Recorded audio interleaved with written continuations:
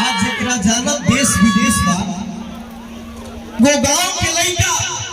जरा जानत देश विदेश बा आज अपना कलम के बल पर भोजपुरी में इतिहास रच दिलस ओकरे नाम भैया अखिलेश कश्यप। एक बार जोरदार ताली बजा दे सब। और आई वक्त के देखते हुए आपके बीच में भोजपुरी के सबसे खूबसूरत जोड़ी हम चाहब जतना आप सब हल्ला कैनी हजार मंच पे जे करने कबो भुलाई ना प्रेम के दिया कबो बुताई ना भैया अरे की पढ़ के हूँ महान बातें करे दे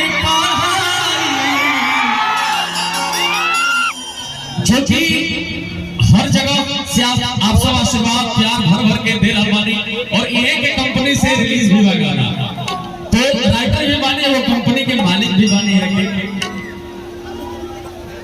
और ये के गीत था कि हम कुंवार बानी तू कुंवारे चलो करदा का